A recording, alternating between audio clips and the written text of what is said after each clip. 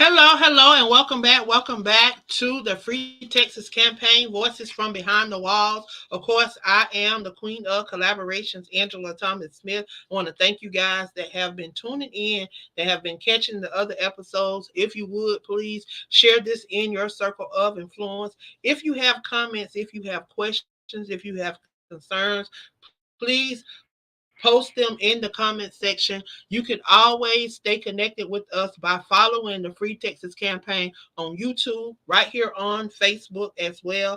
And if you would like to email us, you can email us at freetexascampaign@gmail.com. I'm telling you, these are some very unique stories. None of this is staged, none of this is rehearsed. Each individuals, as they come on and share, they're sharing only their perspective.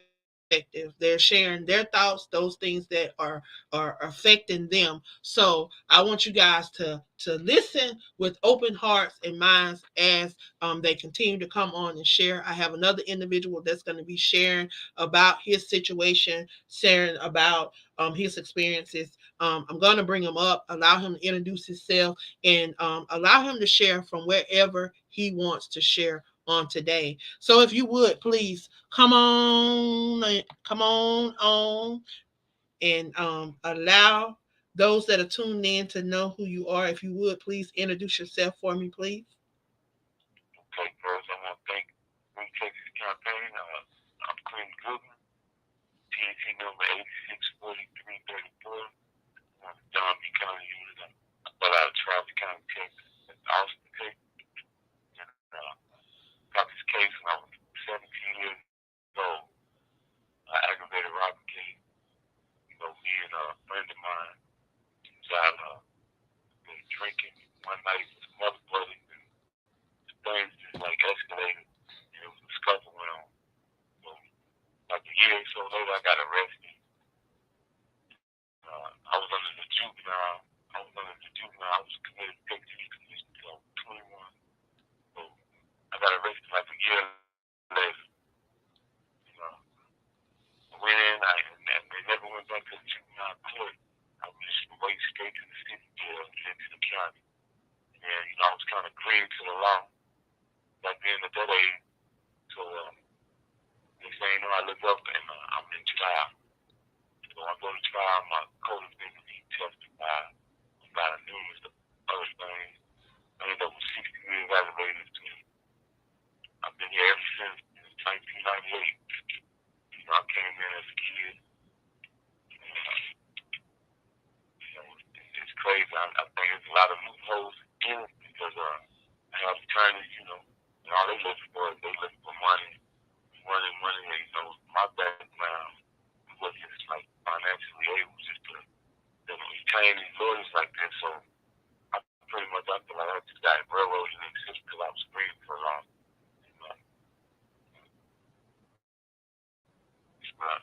I was a kid, and going on 26 years, I'm just trying to get a second chance. So anybody out there just hearing what's going on, it's crazy. But I think this campaign that they got going on is a good look for us because we have a lot of people are just begging for us. So I hear you say that there could have been some things that was done different with your case. Um, and these are some of the things that I've been hearing just from interviewing individuals from TDCJ. And a lot of the concern lies with the judicial system, the lawyers, the prosecutors, the district attorney, and the judges that allow this. I'm seeing where there's a lot of rubber stamping. There's a lot of falsifying of evidence, and there's a lot of them just going by he say, she say, and there's right, no evidence to back up the he say, she say.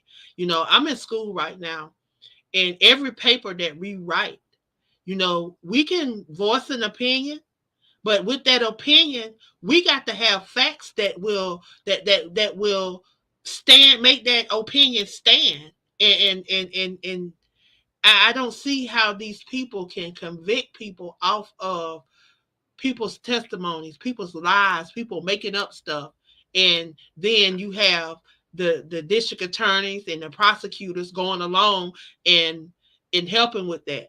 I've heard instances where these people in the courtroom have laughed at the defendants about their sentencing, and not only that, about what they was trying to sentence. I just did an interview with a guy. They offering this man a a life.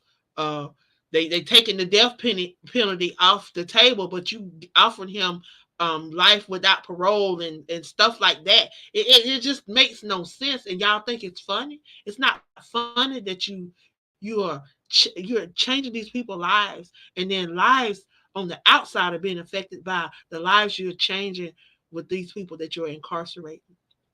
I want you to share um, what this journey has been like for you, because you say you were 17 when this happened.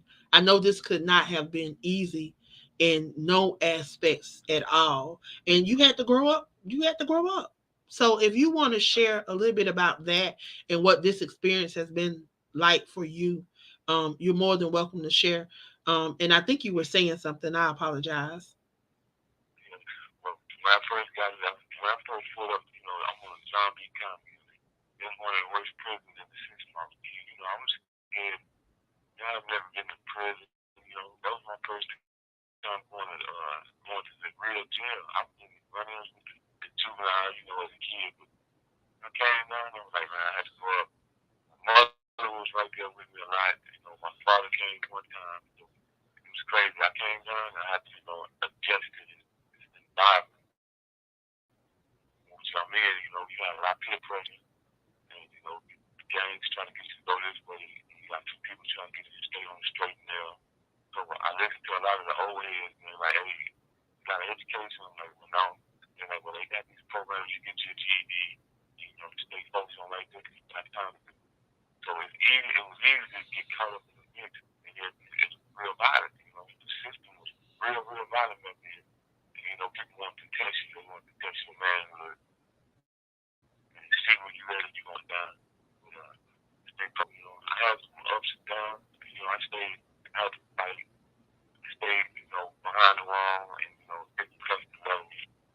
Then my mother came to visit me one time. She's like, hey, man, I ain't close my baby no 1.5 years. I was on close custody. So I looked at this woman through the glass. She's like, mama ain't always gonna be around. So I looked and I went like a year and a half without getting in trouble. So when we came back, mother came back. I was contacted. It was different for me.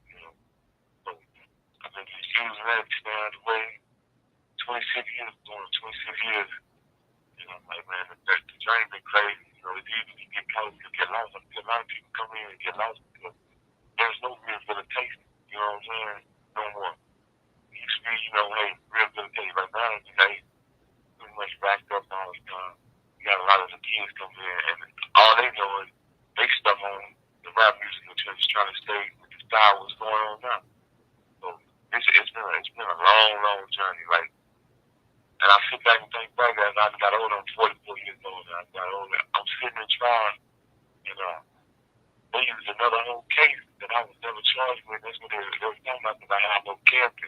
They used my co-defendant's character against me. I'm like, man, I was never charged with none of this. So they tell me, Steve, well, he did this, he did this. So once I got convicted, I come down here and the news, the victim in the other case, he come talk to my mother. He's like, man, you have nothing to do with that. He said, I identified this one guy, and he said, who had I known he was going to try to testify on his behalf?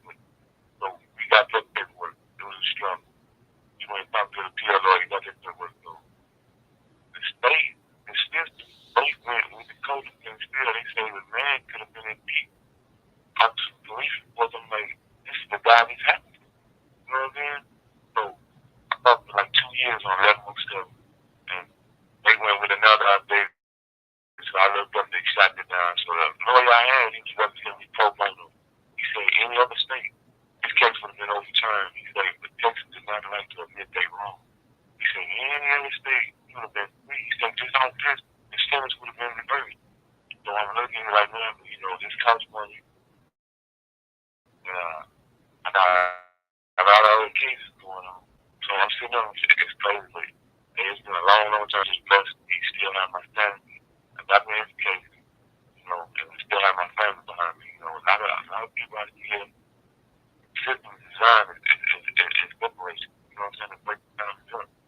Because you're so far away from home. I mean, you never tell what's actually really going on inside of you. You know what I'm saying? It's been a long, long journey going on. Someone was telling me about this program.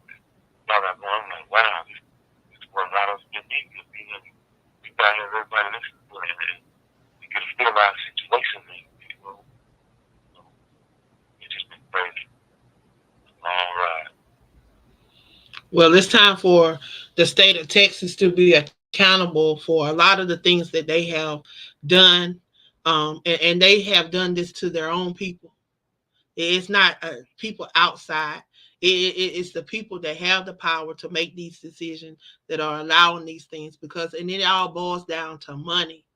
Everything is about money with these corrupt people, and it's sad because you can Google corruption, and I can't stop telling people this. You Google corruption, and it pops up GOP app, and it talks about the corruption that your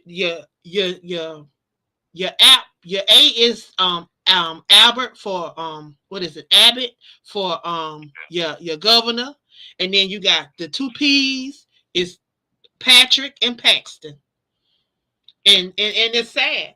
I just did an article about them. The parole board is a joke, and there's so much that need to be overhauled. That's why I am calling for every last one of these people that I have shared their story.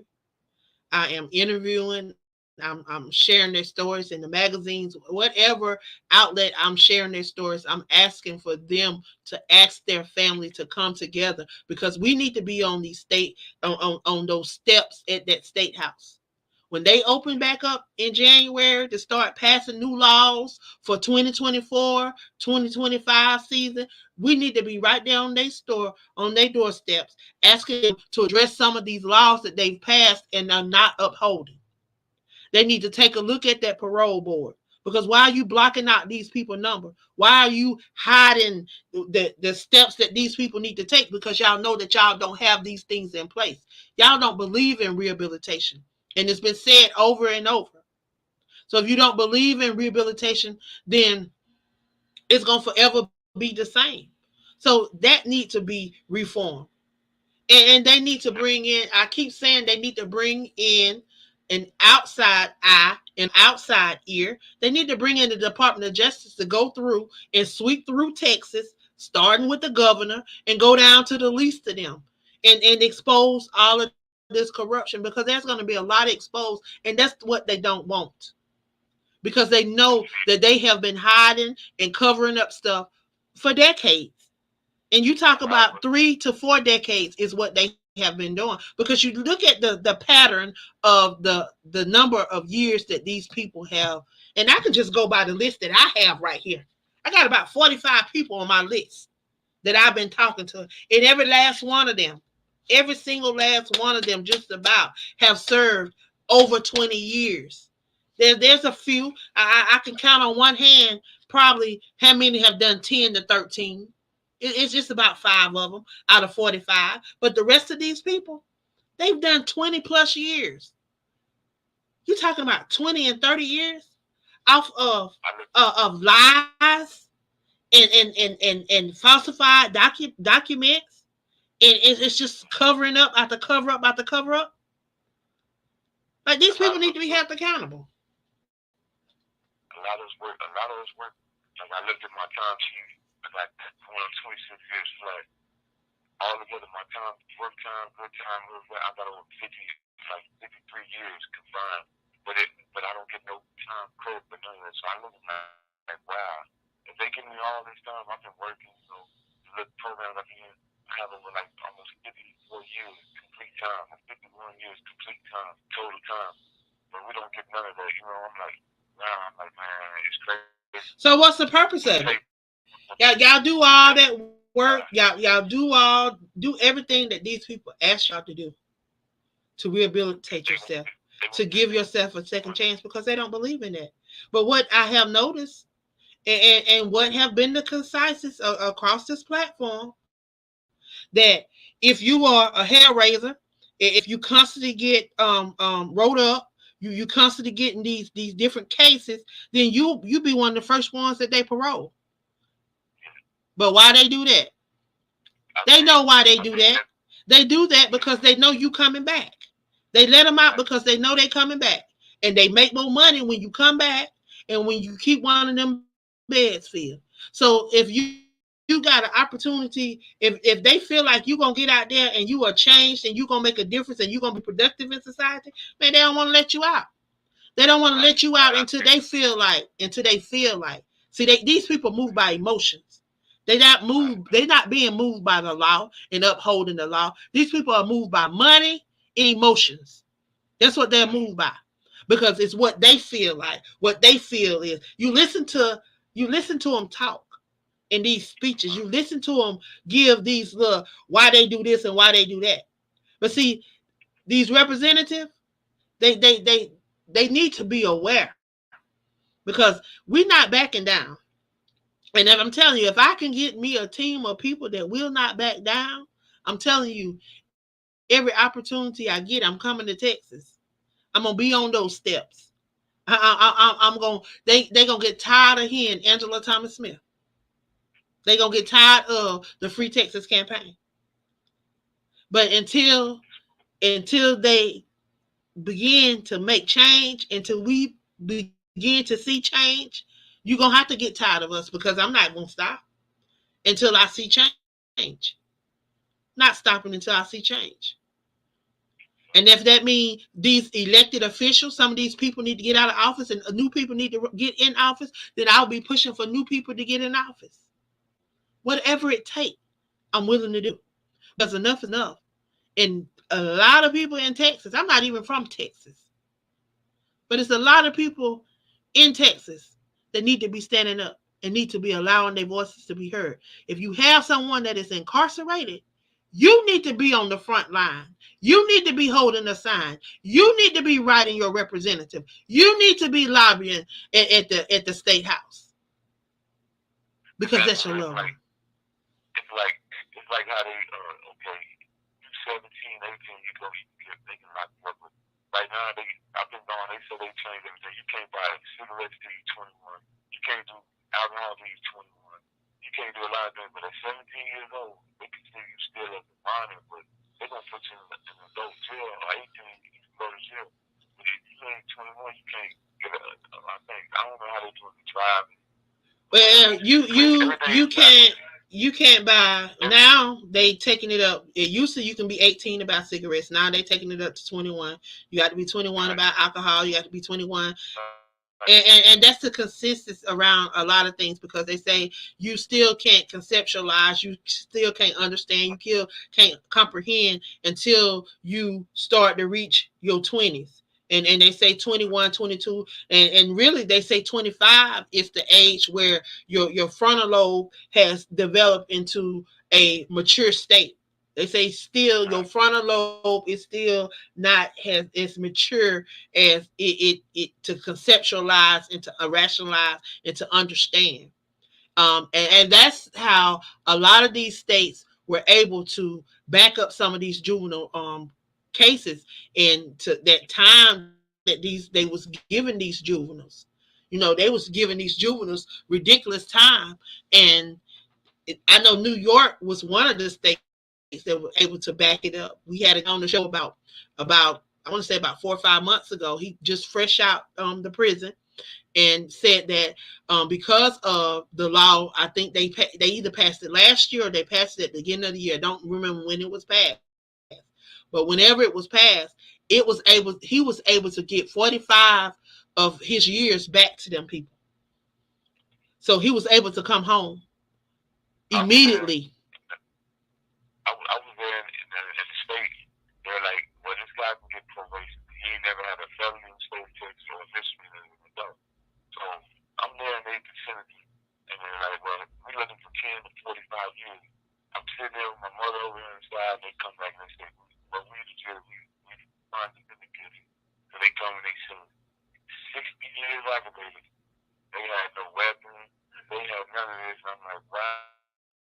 That's I'm like, crazy. wow, and I stood up, and I'm looking, I said, I want to appeal it. So I'm sitting there, and my mother's, she's crying, whatever, but I'm like, wow, I said, the state said this, and these people went way and gave me 60 years. I ain't got those off of another man's character. That's I'm crazy. just had one case. I had one case sitting there, and I'm like, wow. And I'm like, man, you get probation, man, doing all these conflicting statements from the victim, from the one case I was charged with, and then all these, like, everybody's stories kept changing. I'm like, wow, and like, so again, I see And this myself was a case of aggravated robbery, a robbery. aggravated robbery. Yeah. And yeah, I come to state July 1997, and officers, Nobody was and officers killed. like me. Nobody was. Nobody, no, nobody was killed. Nobody. You can go and look. It's a lot Wow. out there. You type me up, That's and crazy it's all. because I mean that is crazy. Like you Yeah, don't do that. Like but only in Texas because Texas is one of those states that just don't believe in they don't believe in the Constitution. They got their own little Constitution and they want to do what they want to do, and that's why they down there making their own laws. They keeping what they want to keep and they making their own decisions. And it's crazy because I'm hearing story after story after story, and it's the same thing. I mean, it is the not, same story, and it's sad. Um, so what would your plea to the listeners, those that are listening today, that they may be in a position where they may be able to assist? They may be a lawyer, they may be a public defender, they may have a organization that work with inmates or whatever their situation is. What would your plea be to them today in being able to assist you?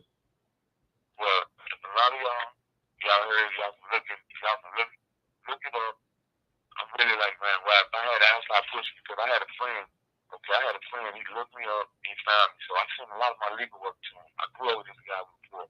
So he took his legal work. He's like, I'm going to try to do what I can do. I really don't know about the law. So he goes to an attorney's office and he get all this paperwork in there. And the dude like, wow. He said, man, it looked like these people don't even have a case against this man.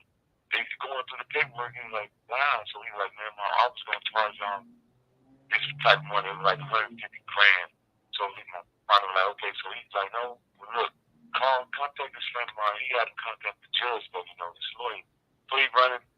So the judge like, hey, wow, you might not have to pay nothing. Just contact the innocent people. So he did all that, but the COVID hit. You know what I'm saying? The COVID hit. So last time I The heard, like, Innocence yeah, Projects. the innocent. Yeah, Yeah, so the there's COVID hit. a couple people. Did he contact the Innocence Project? Yeah, he told me he contacted him. He said, bro, I contacted the innocent people. I did my part. They ain't hit me back. I said, well, it takes time. He said, well, COVID hit and stopped a lot of stuff. So last time I heard, they supposed to have something. He gave me all my information. So he's looking at it because this judge like, wow. He's like, man, contact these people and tell them that I Because told there you are a couple to contact. people that have reached out to the Innocence Project. I think one person is getting his case looked at right now. But they were having some issues where they didn't want to touch no cases. They didn't have DNA evidence. But I think they moved on from that because they realizing that a lot of these people that are really innocent are innocent, and it's all because of these falsified documents and these people just abusing their power. But there's a lawyer. I don't know what your financial situations is, but there's a lawyer. She's a black lawyer down there in Texas. Her name is Allie Booker. I see some of the things that she does on social media. Um, I don't know how she accept her clients or what, but she does a lot of stuff on social media where she give out free advice. She be giving out free advice on social media. But I see what she's doing as far as the activist role that she plays in around the Houston area, Perryview, some of the places like that. I had a chance to check her out on social media, but I don't know if that may be somebody that you may want to tap into. Um, but she definitely is one of the people that I see out there doing stuff. Like I say, if I run across people, I try to share them. I'll be sharing it with Cornell. So So just stay connected to him. And like I say, I am trying to put together a team of people that would be willing to stand on the steps of the Capitol the first of the year and fight for some of these bills. Like they really need to see that we need people to fight for this juvenile bill because they keep getting hung up about some wording. Well, y'all need to get your wording together. And y'all know what these people are saying. So why you got to be so technical? Right. Why you got to be Well, so I got technical? the guy I told you that he looked me up. I grew up with him. He got it. You know, we grew up poor, so he made it. But he said, man, bro, he said, I know a lot of people. I got friends in a lot of places, so I'm gonna tell Truman. I'm gonna give you his number because his white friend of mine I grew up with. He's in Bryan College Station area right now, right? So I had to tap in with him because he knows people and he can pull strings. And he's like, what can I do? That's all he tell me. Like, bro, I got two kids. He's like, but I understand. He's like, what can I do? So, you know, my family, how we go, my mother and father, they real old school. So, you know, they're like, well, they really not tuned in, like, dealing with the system like that. They don't know how to face it, you know, how they raised up from small country town. It's crazy, but I'm going to give you his information. Yeah, definitely. So, Anybody that is willing to help out, you know, that's what I need. I want anybody that's willing to be a voice because guess what? I'm all the way out here in South Carolina. You know, it is so much that I can do, but I planned on making some trips to Texas and knocking on some doors, meeting with some people, and holding some rallies and doing whatever I can do to be that voice because we got to rally together. And like I say, I'm dealing with about 45 inmates. I have I've done about 100 interviews. Some of these people have done 3 interviews because we want to get their story out there. We want people to see the flaws that are happening within the judicial system. Like this is literally happening, and people need to see this. It's not something that's made up. It's not a movie. It's not something that's being happening on TV. This is actually happening in real time, in real life. Like I'm talking to these people. Y'all hear their voices. Y'all can't see them, but y'all hear their voices. These are real people, and this is happening. Like I want people to understand that. I want these legislators, these senators, these Congress people, these representatives that go home at night and lay down in their bed and get to meet with their family and get to celebrate milestones, get to celebrate occasions. I want them to realize that y'all not doing y'all job and y'all not speaking up for the people is causing the people more harm because y'all want to lower crime. How do you lower crime? You rehabilitate the people that y'all say are criminals so that they can come back out and be a productive citizen in this world. And then if they can come back out and be a productive citizen in this world, then they can teach their kids to do the same. But y'all taking them away from the home. Y'all taking them away from the home. I came and I'm trying to go to school. I'm like, well, they told me I take trades, but I try to take trades. They said, well, you're not a priority. You're not within 5 years of seeing parole. So I'm like, wow, I've been out of trouble for these years and I can't take this trade. You know, try to put them and say, well, you're not a top priority going on. But I really want to thank y'all, everybody that's listening. If you want to comment or like Miss Anderson said, tap in. I'm on Don B. County. You have my name, TDC number. I thank y'all for listening to me, man. And you're welcome to come back anytime. Anytime. I do this every Monday. Just get with Cornell and get on the schedule. You're more than welcome to come Thank back. everybody for letting me share my story, having this opportunity. It's truly a blessing because all these years I've been waiting on. You know, people years, you know.